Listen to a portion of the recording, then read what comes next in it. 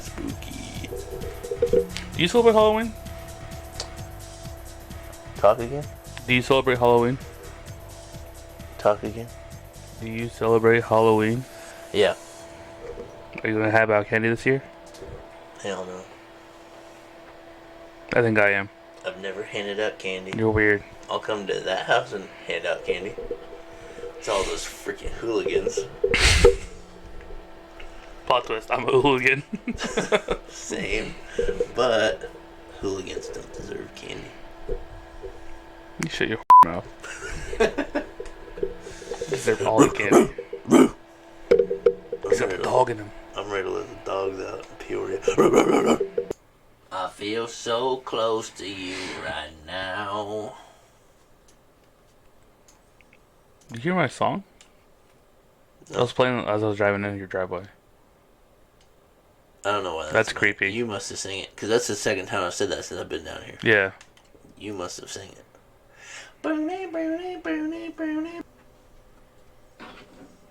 1, 2, 3, 4. Your mom's a fat. What's up, dudes? We are the Yelling Gardens. TCG, the 14th best place on Pokemon TCG and Pokemon content in general. That's I'm Jeff. That's Miguel. I'm Miguel. Today's Monday, so today, normally we do a little casual talking, about our lives and whatnot, but since Peoria is happening this weekend, October 6th, 7th, and 8th, correct? Yes, sir. We're going to go more in depth of what we should play and just bounce ideas off. Yeah. We want this video to be kind of interactive, so please put down in the comments down below after the video, or during the video, of what you think, what we said about the decks following, if they're actually, comprehensive. We're the 14th best, so, it's like we say all the time. We can talk about a deck, doesn't mean it's going to be good. Yeah. we can give you 60 cards. But yeah, we kind of dropped the ball for Pittsburgh because we didn't record our videos in the correct order. No. So all of our predictions / how we did whatever was offset. Yeah. It was we failed. That's on me, I guess. Whatever. I'll take the blame. So this time, we're gonna try to. This will be for Mondays before Peoria. So A little dooski. second to take a second for our sponsors, Mountain Dew, since Monster won't call me back. All right. So we're going to Peoria. Yeah. And Second time round. Second time around. First time last year, I think, since we've discussed this all, was the first one no mask. Figure that out? It was masked. It was masks? Yeah. It's so freaking late. Was it Fort Wayne? I think Fort Wayne we had. It was Fort Wayne. Yeah. Because I played against people that were still wearing masks, but I didn't have one. Alright. They said, be liberated, my brothers. Peoria was the first one I got to go to because they dropped the restrictions of the shot. Correct. That's what it was. Alright. So we're running it back this time. Still no shots because that's lame and no mask. Okay. Roof, roof, roof. Tree Damon. Dogs are out. Alright. Top 5 decks that we think are going to be there. So we go from the top down or bottom up? From the top down. Okay. Go ahead, Miguel. What's the number 1? What's your number 1? My number 1? You don't have to go off what I wrote. But we are a team, though. We're both on the same show together. I guess you are right. What's it say? Oh yeah, definitely Lost Box. Lost Box. It's going to be an abundance of Lost Box there. There is. And you've got your 3 types of Lost Box. Well, actually 4. Yeah. There could be a 4th one, which I think's a pretty good idea. So, stop, don't encourage his behavior, dude. I think it is, though. Alright, hear me out. We'll talk about it. But anyways, you got your Lost Box, right? Sableye is still unchecked. It's just crazy. It can just win you games. I think Sablezard is the least popular one. Yeah. Then I would say into this tournament, it's probably going to be Kyogre next. Because I feel like that's one of the hardest ones to play. And even some of the really, really good Lost Box players, that's still, you already have to keep track of so much just to play a Lost Box already. Then on top of that, to just be sequence it correctly. Every single move has to be correct to do the Kyogre. Yeah. But I think Kyogre is a good choice because of there's gonna be a lot of heavy hitters out there. You're gonna have Muse because Muse always everywhere. Yeah. And then you're gonna have Zarge, probably Lugia's. There's a lot of decks that aren't gonna play Manaphy because they don't need to. So I think it goes like that. I think it goes Sable, Zard, Ogre. Then I think people are still gonna play Tina just because Tina's still like the best deck right now. Like, yeah. Statistically. Its matchup is pretty well. Yeah, good matchup. And then Turbo, I think, is gonna be the highest played, just because that seems to be the most consistent build. It's still hard to play, but it's you're just so aggressive. Like you don't give your opponent a turn to set up. Yeah, they don't have a chance. Yeah, you have all the Vs, you got the stones, you got the vacuums, you have your stadiums to vacuum. So like you almost never miss turn 2 Ninja, you almost never miss turn 2 Sableye. No, which is devastating, dude. If you go first. Insane. Yeah. Even if you go first, like you're just not safe. Like if you go first, they're probably getting to Greninja. Yeah. And then if you go second, you're just like, I think I probably lost. Like I'm gonna go first next game. So I think that's gonna be the highest played. A mix of those, and yeah, I think it's just the best deck. You got Raikou, Dragonite, Drapion. Yeah, Tina, if you need them, you got the one cram, just a early bench damage. Soften stuff. Yeah. Most decks don't heal except for other Lost Box decks, which is like, I mean, playing a mirror match, I don't think it really ever comes up. You just got to use your switch cards right. Which, let's just think about that for a second. The deck that other decks don't heal, but Lost Box heals because they always use switch cards. Like and they have that kind of advantage to them as well. They're just that good. You're placing damage counters, and you get to heal counters off yourself. Kind of correct. It's a crazy deck. So, if you are a good Lost Box player, it's been a good choice for time and time again. So, I would say it's going to be the highest percentage. Doesn't mean you should play it, but it's definitely a safe bet. Yeah, if you're comfortable with it, please go ahead and play it. Like, it's probably going to win you more games than not. Yep, and if you want to jump off the Turbo, look up Nick Moffat's Turbo Lost Box. I feel like that's one of the best ones. Trash. It's pretty good. Trash. I've never beat it, but trash. Okay, and if you're going off of Tina, you can look at Bradner's. Playing the one water. Throw some people off. Ooh. I think it's pretty good.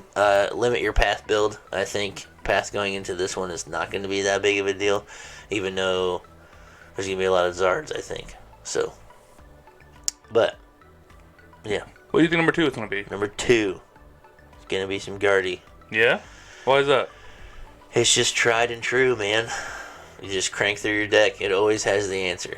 And it's like the longest games you'll play. Sometimes longer than Lost Box. Really? Like you have so many game actions. Just watch Tord. Everybody, it's all in the public now, and it makes complete sense. And he verbally said it, well, on Twitter, typed it out and said that he is playing the game by game state rules. Yeah. So that's one advantage that Guardy has. I think you can play as slow as you want the first game because there's so many actions and you're probably going to win. The prize trade, you just favorably trade prizes.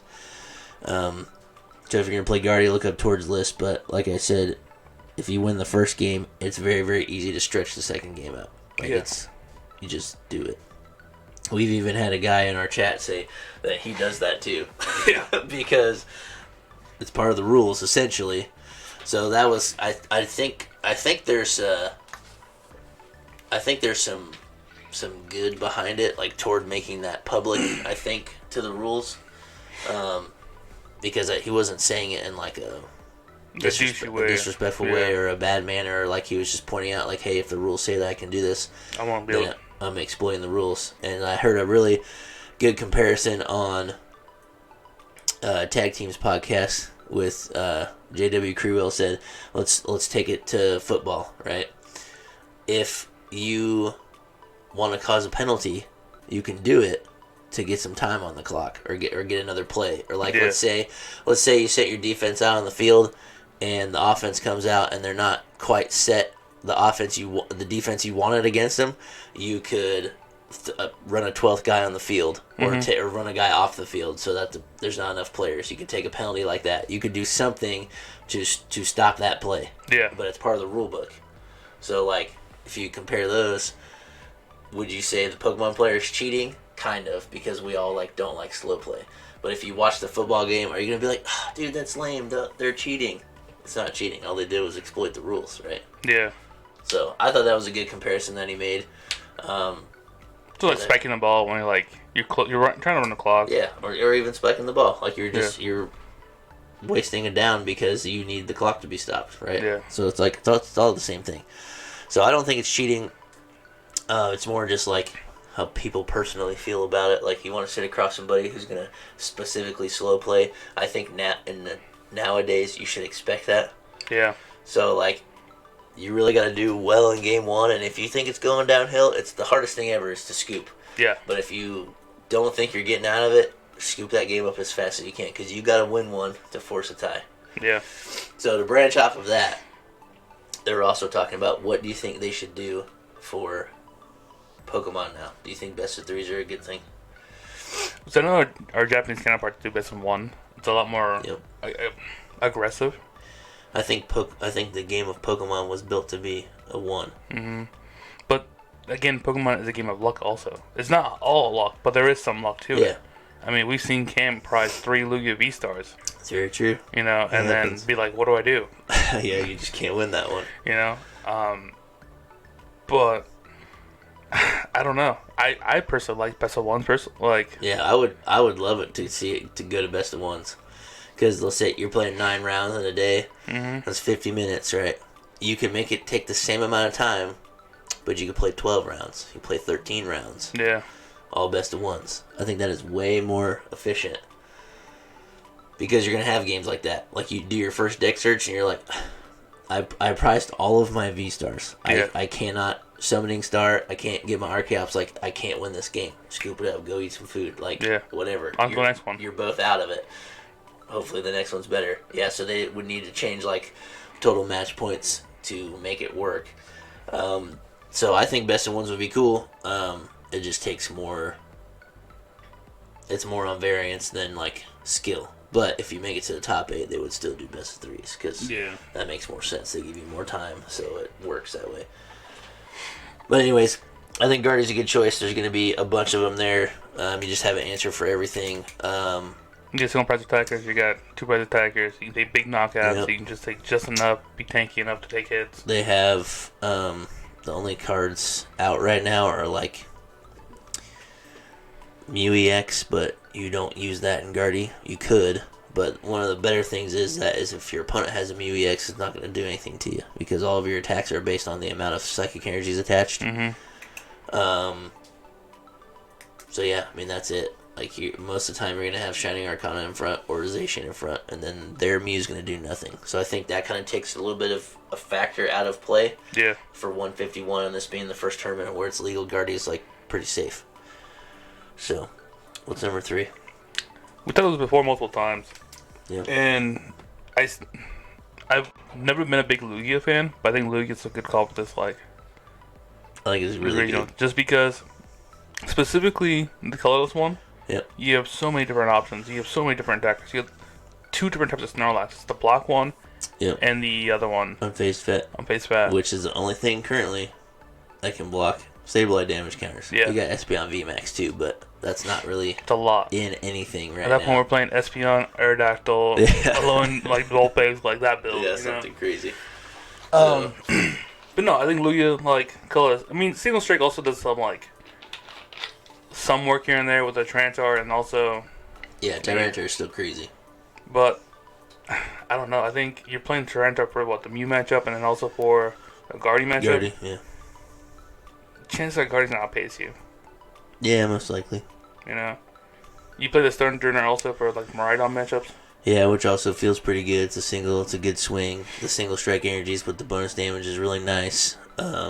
You can kind of play a small mix of them. Mm-hmm. You could throw some therapeutics in there, and you could play some Snorlax. I've seen a list that was just playing one. You can kind of spread your gap a little bit. You can add a Mew EX and add a Snorlax, and then you can still play. Wigglytuff is a stage 1, right? Yeah, stage 1, but it's also close. It does So you could just Lugia it into play. I think it's an EX. I could be wrong. It is an EX, yeah, yes, sir. But you can put it also on the deck. It does 100 more damage or 100 more HP if it has a special energy on it. So 350. Yeah, which is pretty tough. Wiggly tough. Wiggly tough. Branching off Zorobox real quick. That's one of the best attackers that Zorobox has right now. Really? Yeah, you can just transform into a Wiggly tough, slap a reversal on there. You have plus 100 HP, and you just start smacking. Reversal is what we're calling EX. You're right. 14th best place. This is why we talk about it out loud. Yeah, I don't even think you can use it. No, you can't. Alright, back to Lugia. I think the colors Lugia is really good because of blocking Sableye damage. You just put your Snorlaxes in play. And also, what I've experienced is if you do whiff the Lugia Summoning Star and you've had a turn, right? It comes your second turn, you need to pull it off. If you don't, if you were to have attached like a double colorless to Snorlax, you can still attach a Jet or something like that, and then you can still swing with Snorlax even though your stuff's not ready. So I think that's pretty good. Buy you a turn or two. Yeah, that way you're not just like actually doing nothing. Like you get one more turn to play. It's a lot of useful tools. You know, it's not quite the Lugia that we first saw. Yeah. First came out with the major rares. Lugia was insane when it first came out. But it's still very consistent. You know, it's a coin flip deck for sure. It's a coin flip deck, yeah. I mean, it's either going to win or it's not going to win very quickly.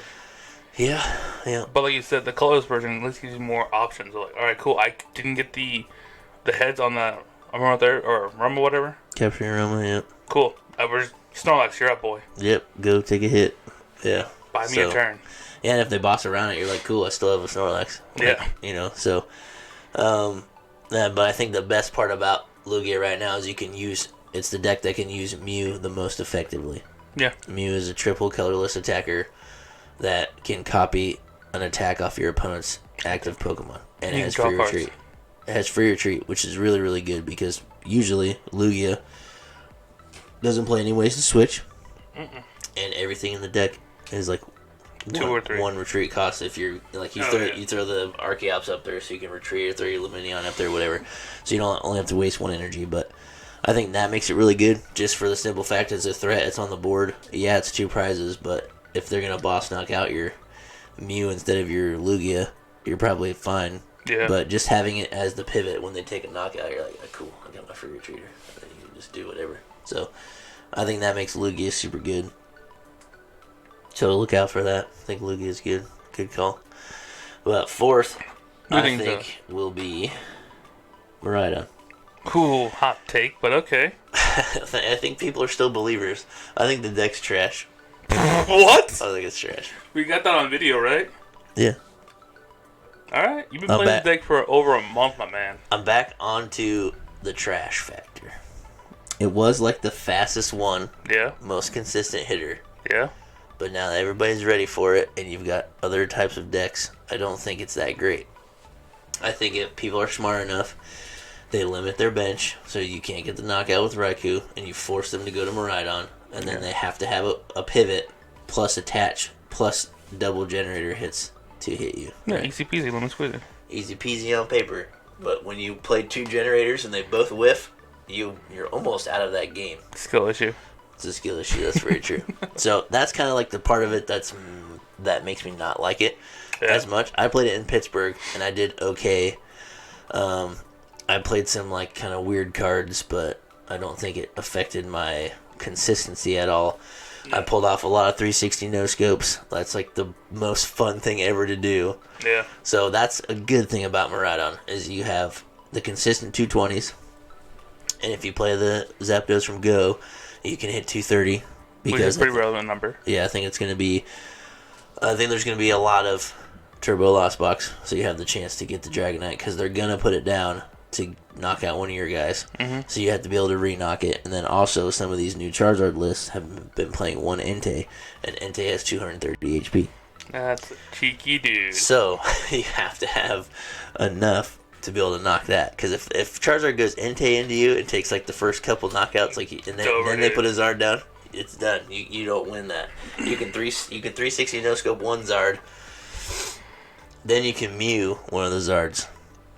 So part of the tools that Miraidon gets is Mew. Yeah. I think it might be the second best deck to play it in, just because it's a little bit easier to suit it up. Some Rhydons play one Rhyhorn. Yeah. But most decks are on the 2/2 Flaffy line. But most of the time you play a game with like one Flaffy. Because two's little. It makes your bench feel weird, and like, dude, I don't know how many times I've prized one Flaffy. And I go put double Mareeps down because I never check my deck. That's disclosure right there, because dude. I'm just going. Yeah, but you just gotta think, like, Tim, blah blah blah blah. You just throw your stuff down. Yeah, You're all you're worried about is generators. Like, I'm fitting my deck so I can hit my generators. That's it. Yeah. But yeah, the amount of times I prize Flaffy is crazy. So, but if you can get two Flaffies down, drop the Mew, bang bang, attach, boom, you're ready. But if you play a Rhyhorn like some people do, that makes it a little bit easier because you get to suit an energy and search your deck for something, whether it be like the escape rope or a switch cart or grab a boss for next turn, like whatever.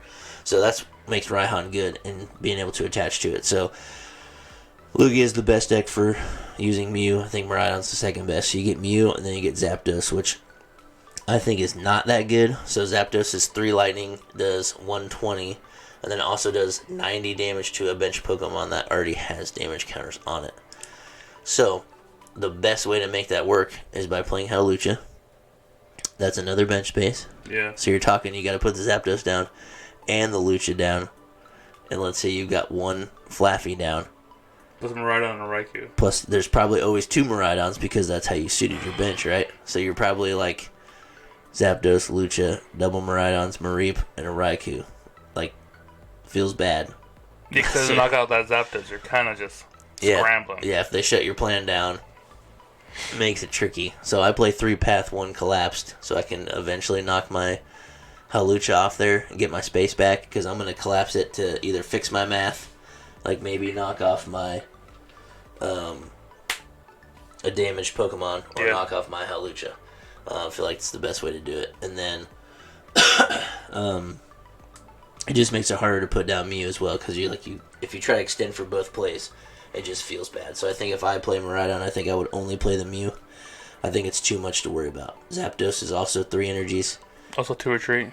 2 retreat, which sucks, and you're probably pathing the ability off, so the ability says if Zapdos has a lightning energy attached to it, it can retreat for free. Yeah. So that also throws a wrench in some of your plans. And it also has 200 HP, just like Raikou. So, like, it's not getting any better. Like, the deck already struggles with not enough HP. Yes, you have Bravery Charms, but, like, 250 is not that hard for some decks to hit. And for a lot of decks to hit, actually.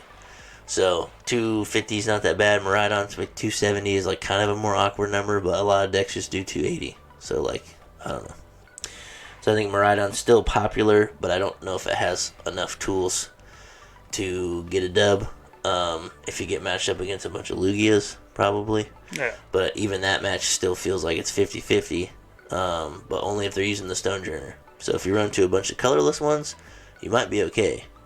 But who knows? Colorless ones might throw in the Dunsparce because they don't have the fight. Yeah. To deal with. Yeah, they don't have it on there. So we're back. Yeah, we're back. All right. What do you think? What's your thoughts on Miraidon? I kind of ran through that whole thing.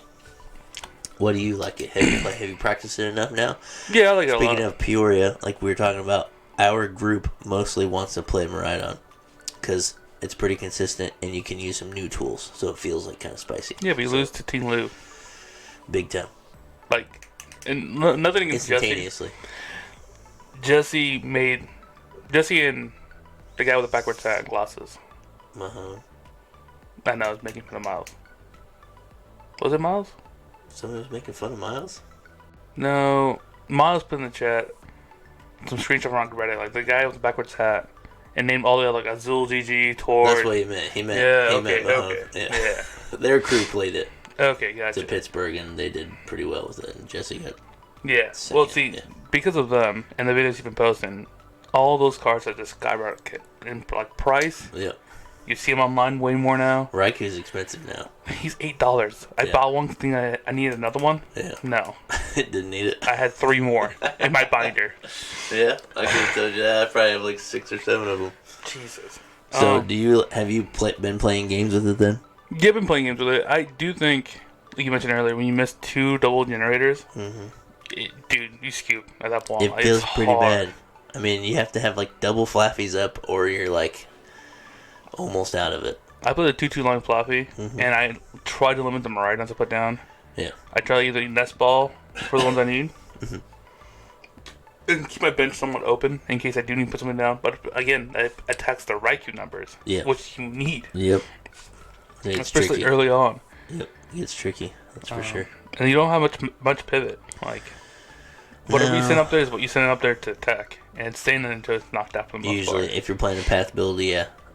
Which like you can always everything in the deck's one retreat, Zipper Zapdos. So like, it's okay to throw up something and then retreat it off, suit something, put it up, swing, re-dynamo, or the one back on. So like, you can do it, but you're not gaining every turn. You're like losing an energy. Yeah. Yeah.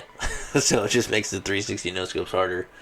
I don't know. It's consistent when it hits. It hits. Yeah. When you're going, when you're out the gates popping them off, dude, you're like turn 1. I have 7 energy. Yep. Go. What are you gonna do? Like, what's your answer to any of that? Yeah, and it makes your opponent also like, oh man, what am I gonna do? Skip game 2. Hope they win. You know. So. But it like, just like Lugia, when it works really well. But when it breaks bad. Go get a hot dog. You know. Yep. Go get a hot dog. I think overall, if you're a newer player going to this, I think Miraidon is probably an easier build to play, just because you have the, I guess, the luxury of misplaying and still being, I got options. Yeah, that's true. It's a little less to sequence. I mean, all you gotta do is promote the thing you don't want a Dynamotor to, figure out how to switch, attach, and then you're in it. So yes, I would say that's a pretty good point. If it's gonna be your first regional, the deck is still pretty competitive, so it's not like you're walking in there playing. No, a theme deck. My favorite Pokemon's, Wigglytuff, like you're talking about. You're probably not going to do good with it. No. But you can be like, yeah, I played my favorite card. Right, so, yeah, Miraidon's definitely a good one to just play. Think you can win games, you hit the right matchups, you're chilling. Yeah, for sure. It's just hard to win, hard to beat Lost Box. So, Jesse said it on stream the other day when he played. Like, I hope I don't play Lost Box. Yep. Because I lose that one. Yeah, he looked at all the top 8. Yep, only one I'm going to lose is that one. And he did. So it makes a whole lot of sense. So that's top 4. So we got Lost Box, Guardy, Lugia, Miraidon. Last one? I hate saying it. Zard Boy. Probably the Zardy boy. The reason for that's like, it's a pretty consistent deck. It hits pretty hard. The only downfall is that you have to, in a weird sense, kind of like how it was in the other decks with Reversal Energy, you play from the back. Yeah, kind of play from behind a little bit. You have an explosive start.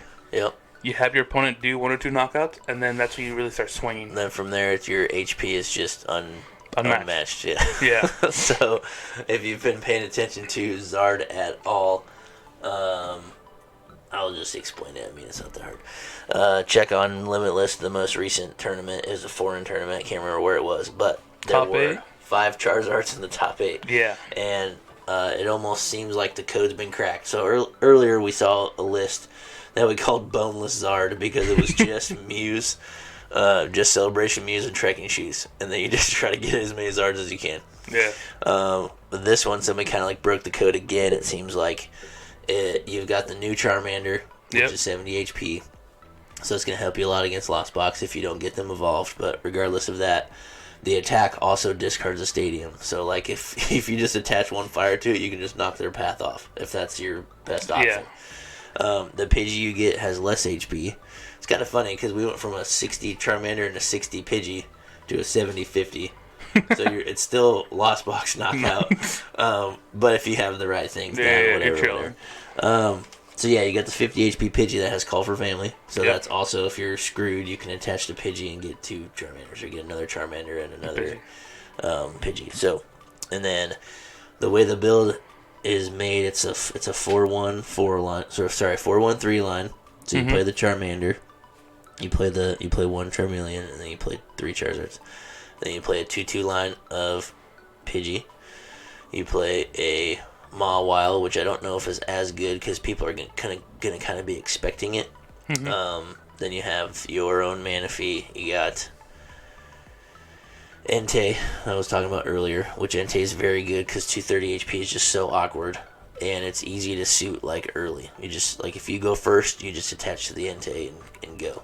If you go second, which is a little bit better for the deck, it seems like you can call for family and play one of your 4 Arvins. The deck plays 4 Arvin. Gross. So you can always grab Candy, Stone, or Candy, Choice Belt. Ultra Ball, whatever it may be. Whatever you Well, it has to be a tool. Yeah, so yeah, Candy, whatever. And then so you almost always get the Zards off and get to accelerate your energies. Also, with Arvin, you can grab a Vacuum.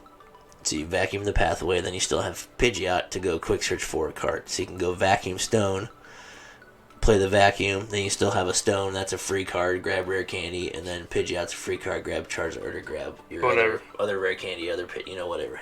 However you can sequence it to make it work. So I think the code got cracked again. I think 3 of the top 5 or 4 of the top 5 were the same 60 cards. 4. Half of them were the same deck. So there's 5 Zards, but yeah, 4 of them same thing. So yeah, I think it's a super fun build because I feel like it gives you so much more options. Like partway through the game, Arvin only grabs you an item card because you've already got all the tools out of the deck. Yeah. And so like you're kind of just playing like, I'm gonna play a card, I'm gonna grab this card, and then I'm gonna use Pidgeot, I'm gonna grab this card. And it's like you are selecting cards out of your deck, which is like so powerful. You were literally playing with your whole deck in your hand. Yeah. At that point. Every turn you get to look through it, so like you're always gonna know what's in there. The only thing that feels a little tricky sometimes to me from playing is that there's only 8 energies and 1 rod, but there's also only 1 research in the deck. So like you're probably not gonna throw your rod away, so you just have to keep it. Be smart about it. But I think the list is built super super well. And just 330 HP is insane. I think if anybody who plays looked at the list, they'll be like, that's kind of cracked. Also, the weakness to it. It's not your typical fighting. Yeah. It's grass. Correct, yeah. For all the people out there, I doubt there's any new players watching us. But hey, if you are, what's up? This is a terrestrialized Charizard. So it is dark typing, but still attacks with fire energies. But since it's dark typing, it is weak to grass. And another thing that's really good about the terrestrialized Pokemon is that they can't be damaged when they're on the bench. Yeah. So you cannot get Greninja, you cannot get Zapdos sniped, you cannot. So I don't even think you play a Manaphy in there. I don't think you do. You might for early game, for like your Pidgeys, whatever, and like. Yeah. But even then, there's one in there. But anyways, yeah, the terrestrialized ability is just like insane, and Path doesn't turn that off. It's just on the card. Yeah. It's like a Pokepower kind of, even though that Pokepowers were able to be turned off. It's like ancient powers, right? Yeah. Like where you could use Bunnelby and you could mill a card and you could attack again. Yeah. Yeah, there was no way to ever turn that off. So it's like, I don't know, I guess an ancient power or whatever. Excuse my terminology, I haven't been playing as long as some of you guys, but... I've been alive. Yeah. Yeah, I think Zard's in a really good spot. If you hit some good matchups, like... And plus it hits Guardian me for weakness, so like... Yeah. You see one, you eat that up. Yep. That's an easy dub, dude. The Guardian might still be, like, maybe favorable, because, like, 330 HP is not that hard to hit with Guardian, because you got reversal energies. So I think you're kind of both playing the game where, like, I don't want to take a knockout. Yeah. You have to use your reversals to, like... Catch up. Like, to even play. So I think that still might be favored for Guardy, but, yeah, if you know, the wrong turn comes and they put down their Gardevoir EX, you can just quick search for a boss, because you're never getting Path in that, because they don't play Path. You don't play Path either. So you haven't taken any knockouts yet. It's still 180, right? Yeah. So we're 2 energies. So yeah. It's 360. You're still knocking the Gardevoir. Yeah. So you could play slow enough and make your first knockout just the Gardevoir. Yeah. And then when they do it again, just boss and do it again. So I mean, there's a lot of ways to play it. But I think that Zard list is really neat. I remember when we first talked about Zard, I said I would never, ever play the card. Never play the card. We did clown the deck pretty hard. We're like, where's the Magma Basin? Where's the Entei? Well, that first list was just buns. But I'm just a Charizard hater. I just hate Charizard. It's like kind of like the face of Pokemon, and I think it's a stupid Pokemon. So that's why I said I would never play it. But here we are. But I might be playing it. So that's 5 decks that I could pick. If I'm going any type of Lost Zone, I think I would just play Sablezard. I think it's the most forgiving, and it's the deck that gets to 10 in the Lost Zone the fastest. Yeah. And it's like we talked about earlier, Sableye's insane. You play 3 of them in the deck, and just go hard. It's insane. It's such a crazy card. You get to play 4 Pokestops. You just start ripping through your deck. Like there's almost no way you whiff. And if you do, you play like 2 or 3 rods. So like, yeah, you got all the answers. Bring back. Lost Zone is not that popular right now, except for people who are playing Lost Zone in that Zard list, which seems pretty good. Lost City. Lost City. Yeah. And that's what I was saying. Lost City hurts Sable Zard the most because if they start Lost Citying your Sableye, then you get no plans. You get comfy, dude. Comfy, you got 1 cram that's probably already knocked out. Yeah. You don't want to waste your resource to get it back. But yeah, if I'm going, I am going. I could play Sable Zard. That's probably like my 3rd choice. I don't like regular Guardy. I like playing Mewtwo Guardy, and it's because it's just so much more fun. Yeah. And game 1 takes like forever, and then when you win, you just don't lose game 2. So I really like that version of it just for that. Like you can play that game so long, and then just using Mewtwo V Union is like the coolest thing ever. Just 16 damage counters. Lugia is probably my 2nd choice. So I would not play Guardian. I'd probably Sable Zard's 3rd, Lugia is my 2nd, and then I'm still between Zard and Miraidon just because it sounds like the rest of our crew might be playing Miraidon. So I might just join the train. I'm not gonna play the same 60 because I think what they got going on is buns. So Sorry, Alex. I'll figure it out and then roll with that. But I do think Zard is pretty neat, and it's a cool one to try. I think it's still being experimented with. Yeah. So maybe in my testing there might be like 1 or 2 cards I change. Just for the meta. Maybe I can crack a little part of the code myself or like a specific matchup, and maybe I hit the matchup and it just gives me another foot. So I don't know. What about you? So I have 3 decks in mind right now. I think either Tina. Okay. Because it's got the best matchup. Like if you have to, you can play just Lost Box. Disable that. It has a little less consistent of a regular Lost Box, but yeah. I am right on build, and I'm in the same greens with you. I just think it is a lot of fun. It is pretty fast. It's pretty aggressive. Yeah. But one misgenerator when you need it, and you've lost. Yeah, and then you're just looking at those 5 cards, you're like, I just need to hit 1. I don't want to walk. That's the thing, too. I don't want to walk away from a match going, I just needed to hit 1 energy. Like, I want it to be my fault that I lost, or, like, didn't sequence something right. I don't want it to be because my deck didn't work. Yeah. I feel like a lot of the times Miraidon just doesn't work, So my 2nd pick is going to be Guardy. I've seen Mike and Lay play it so much. Yeah. And they're very, very good with it. Mm-hmm. Are you? Huh? But are you good with it? I think I do what I can do. How many matches of Guardy have you played? 7. I've won 3. That's not bad. No, I just think, again, you have so many options. You have so many, like, you can attack with the Cresselia, you can attack with the baby Gardevoir, you can attack with the big Gardevoir. Yep. The Mirage Ship is crazy. Like, you have a lot of options with it. Yeah. And then my last one, honestly, I know Miles gonna hate this, but Ting Lu. Ting Lu. Okay, spit it. Why do you think Ting Lu's okay? Because I think there's gonna be a influx of the, like, Arc builds because new cards are out. Yeah, because people like to play Arc piles. They just grab Arc and they go. Or they like trying to play against Charizard. They're gonna play Shaman. You're gonna have Duraludons. You're gonna have Umbreons. Maybe you're gonna have some Arc piles. So I think there's gonna be a lot of those. There'll be a lot of the French decks. Yeah, Ting Lu definitely beats. Miraidon's gonna be a lot of those decks out there. Ting Lu definitely beats those. And then the section of Guardy, it hits on the other ones pretty well. Yeah, I mean even a good. If a Guardian player has a slow turn 1, mm-hmm. I mean, you win still. Because Ting Lu's attack does 2 damage counters. So you're stopping 2 damage counters to 2 Pokemon, right? Yeah. So as long as you don't play the Koraidon, you don't have to play Koraidon. As long as you don't put too many Koraidons down for, like, prizes. Yeah, you gotta put 1 down. Yeah. Yeah. But it's my plan. I mean, it's maybe not the best. I think you can win a lot of games with it. But going into this meta where passive peaks can be abundant, mm-hmm. so people will be showing off their own abilities, including the Koraidon. It feels bad, but you play a couple of like vacuums, you're chilling. You play Collapse here too, you know? Yep. There's a chance, there's a possibility. Yeah. I don't think Tinglu's bad at all. Just for Peoria. Yeah. Yeah, I would be surprised. I wouldn't be surprised to see a lot of them. I mean, I would be so annoyed if I sit across from one of them and be like, dude, why you? Get out of here. Oh, man. So, anyways, that's our top 5, 6-ish. Put it in the comments. What do you think that we should play?